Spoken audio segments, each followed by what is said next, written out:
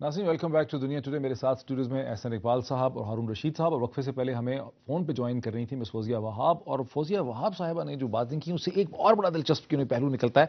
دیکھیں، وہ کہتی ہیں کہ پنجاب کی حد تک آپ لوگوں کے ساتھ ایگریمنٹ، یعنی ان ادر ورڈز یہ ہے کہ پی ایم ایل این کو وہ بھی یہ ٹریٹ کرتی ہیں جیسے لوگ الزام لگاتے ہیں کہ آپ لوگ ایک پنجاب بیسڈ پارٹی.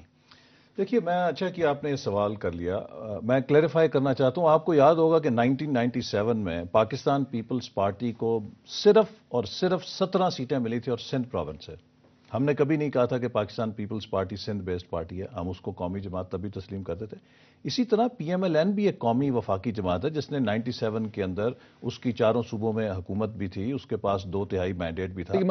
2008 کا آپ لوگوں کی آؤٹ ریچ بھی نہیں ہے بلوچستان میں. اس کی وجہ یہ ہے نا کہ جنرل مشرف نے 7-8 سال میں ہماری پارٹی کو بہت بڑا نقصان پہنچایا. جو ہمارے زیادہ تر چھوٹے صوبوں میں پارٹی کے لیڈرز تھے ان کو نیب کے ذریعے، لالچ کے ذریعے نکال کے پارٹی کو آرگنائزیشنلی ویک کیا.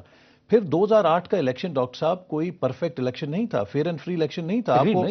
ڈائنامکس کی ایکسپلینیشن ہوگی اسی لیے نا، لیکن یہ تاثر اسی لیے آیا ہے. نہیں، لیکن الیکشن کے اسٹیٹسٹکس کو اگر ایک طرف رکھتے ہیں تو 2008 کے بعد سے آئی ایم شیور کہ ہارون صاحب اس سے ایگری کریں گے کہ نواز شریف صاحب نے بہت زیادہ وقت جو ہے وہ لاہور میں بیٹھ کے گزار دیا ہے یا پنجاب میں یا اسلام آباد میں گزار دیا ہے. وہ بہت ہی کم گئے ہیں بلوچستان میں، سندھ میں، کراچی میں. یہ درست نہیں ہے. وہ صوبہ سرحد میں تو کئی بار جا چکے ہیں، پشاور گئے ہیں اور کئی شہروں میں گئے ہیں. اسی طرح بلوچستان میں بھی دورہ کیا ہے، سندھ کا بھی دورہ کیا ہے، اور اب وہ ہر ڈویژن کے اندر جا رہے ہیں. پورے ملک کے اندر ان کے دورے اور آؤٹ ریچ جاری ہے. شہباز شریف صاحب نے چاروں صوبوں کا کئی بار دورہ کیا ہے. میں آپ سے یہ کہہ رہا تھا کہ یہ تاثر ابھرا تھا کہ جب ہمیں 2008 میں پنجاب میں زیادہ نشستیں ملیں، لیکن اس کے ساتھ صوبہ سرحد میں 2 صوبوں میں ہماری نشستیں کافی ساری تھیں.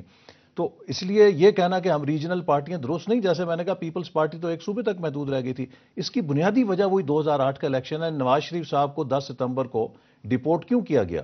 جنرل مشرف نے جو ایگریمنٹ کیا تھا بیرونی طاقتوں کے ساتھ اور پیپلز پارٹی کے ساتھ کہ انہیں شراکت دی جائے گی اقتدار کی، اگر نواز شریف صاحب ملک کے اندر موجود رہ جاتے تو وہ لینڈ سلائیڈ جیتے اگلے الیکشن کے اندر. اس ایگریمنٹ کو بچانے کے لیے تھوڑا سا میں اس بنیادی کوسچن پہ، یہ ایک ڈسٹارٹڈ الیکشن تھا جس کو ہم نے ایک کڑوی گولی سمجھ کے جمہوریت کی خاطر قبول کیا. اس بنیادی کوسچن پہ واپس آنا چاہوں گا جسے وقفے سے پہلے ہم ڈسکس کر رہے تھے این اے 55 اور این اے 23 کے حوالے سے، 123 کے حوالے سے. این اے 55 کی جو ڈائنامکس ہیں وہ پی ایم ایل این کو کے بڑے خلاف جا رہے ہیں. مطلب ایک طرف پیپلز پارٹی، ابھی ہم نے سن لیا فوزیہ وہاب محترمہ یہ کہتی ہیں کہ پیپلز پارٹی کے ووٹرز جو ہیں وہ انڈیپینڈنٹ ہیں کہ کسی کو بھی ووٹ دے دیں، اور ہماری اطلاعات کیا ہیں انڈیپینڈنٹ یہ ہیں کہ پیپلز پارٹی کے ووٹرز کو انکریج کیا جا رہا ہے. نہیں، اس کا مطلب ہی یہ ہے، وہ یہ کہہ رہی ہیں اپنے ووٹر سے کہ نہ دیں مسلم لیگ نون، نہ دیں. ٹھیک ہے، ایک تو یہ ڈائنامکس ہے. دوسری طرف پہ وہاں پہ جماعت اسلامی کے ڈاکٹر کمال موجود ہیں. ہمیں یاد ہے کہ 2008 کے الیکشن میں جب یہاں پہ مختوم جاوید ہاشمی صاحب تھے تو تحریک انصاف نے اور جماعت اسلامی نے وڈرا کیا، ان کو سپورٹ کیا تھا. اب تحریک انصاف کا اپنا ایک ریزنبلی پاپولر کینڈیڈیٹ جو ہے اعجاز خان جازی وہاں پہ ہے. عمران خان اگر وہاں پہ اگریسو کیمپیننگ کرتے ہیں وہ بھی ووٹ ڈرین کر لیں گے. انہوں نے غالباً پہلے بھی 14,000 ووٹ وہاں سے لیے تھے. کمال بھی اپنے ووٹ ڈرین کر لیں گے، ڈاکٹر کمال بھی کر لیں گے، اور شیخ کو پیپلز پارٹی کے ووٹ بھی مل جائے. پی ایم ایل این تو ٹربل میں. یا میرا خیال ہے اب بھی اس کے جیتنے کا امکان باقی پارٹیوں سے زیادہ ہے، لیکن سارے الائنس کے خلاف. جی، اس کی وجہ یہ 5-7 ہزار ووٹ میرا خیال ہے ڈاکٹر کمال صاحب لیں گے. عمران خان بہت اچھی کمپین کر لیں تو ممکن ہے وہ کچھ بہتر اگر نہیں، جو بات صحیح ہے وہ صحیح ہے نا، پسند کرے نہ پسند کرے. اگر اچھی کمپین کر لے، ابھی تک تو وہ کمپین میں داخل ہی نہیں ہوئے، یعنی ان میں صلاحیت تو ہے کہ نوجوانوں کو میں انفلوئنس کر لیں اور اس صورت میں مسلم لیگ نون کا کچھ ووٹر وہ لے جائیں گے. مگر پھر بھی یہاں پچھلے الیکشن کا ریکارڈ دیکھیں نا کہ مسلم لیگ نون کے ووٹ کتنے زیادہ ہیں. مگر یہ بالکل میں واضح الفاظ میں آپ سے کہہ رہا ہوں کہ شیخ رشید کی کمپین بہت اچھی ہے، اس کے مقابلے میں مسلم لیگ نون کی کمپین اچھی نہیں ہے. بارسوخ لوگوں سے رابطہ کرنا اور بات ہے، اور ایک ایک ووٹر کے پاس پہنچنا اور بات ہے. ایک تو خیر حالات ایسے ہیں ٹیررزم کی وجہ سے بڑے جلسے نہیں ہو سکتے. اس کی یہ بھی وجہ ہے کہ آپ نے شکیل ایوان صاحب کو جب وہاں پہ کھڑا کیا تو وہ بنیادی طور پہ ایک کمزور کینڈیڈیٹ ہیں. وہ کہیں پہ بھی شیخ رشید کے سامنے ورکر ہیں، وہ ایک لوور مڈل کلاس کے ورکر ہو گیا.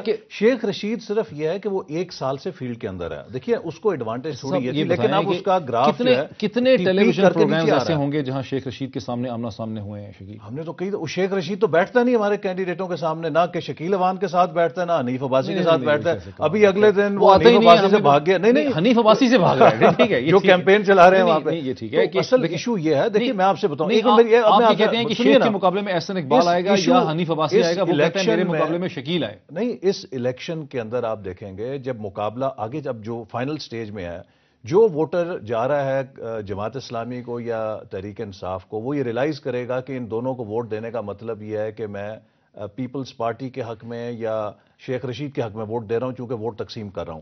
تو جو فائنل سٹیج میں کیمپین جاتی ہے ان کو سمجھ آتی ہے کہ ہم الیکشن میں ووٹ وہاں ڈالیں کہ جہاں پہ نتیجہ نکلے گا. ایک بات. دوسری بات ڈاکٹر صاحب، یہ الیکشن جو ہے یہ کینڈیڈیٹس کا نہیں ہے.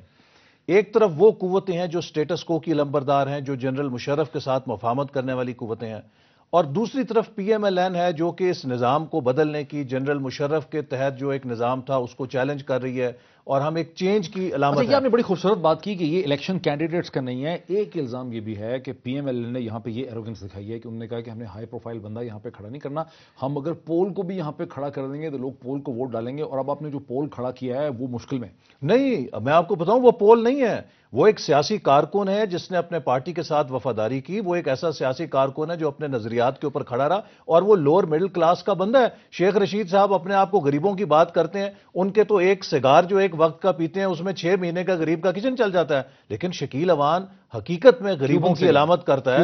ہاں بالکل، وہ ایک غریب طبقے کا نمائندہ ہے. اور میں سمجھتا ہوں کہ غریب طبقے کو اور ایک سیاسی کارکن کو اگر ہم نے نمائندگی دی ہے تو یہ اس کا ڈی میرٹ نہیں ہے، یہ اس کی اسٹرینتھ ہے. یہ جو سلیکشن انہوں نے کی ہے یہاں پہ ایک لیسر نون کینڈیڈیٹ کی پی ایم ایل این، اس کو کیسے دیکھتے ہیں؟ دیکھیے جی، کارکن کو وہ ٹکٹ دینا تو خیر بہت ہی اچھی بات ہے، لیکن شکیل اوان صاحب ایسے بھی کوئی پاپولر کارکن نہیں ہے. ان کے بارے میں اچھی رائے بھی بہت ہے اور خراب رائے بھی بہت ہے.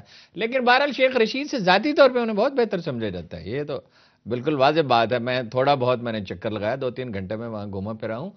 اور عجیب بات یہ ہے کہ لوگ مائل ہیں اسے ووٹ دینے کی طرف، پارٹی کی وجہ سے بھی، اس کی وجہ سے بھی کہ ایک عام بیچارہ ورکر ہے.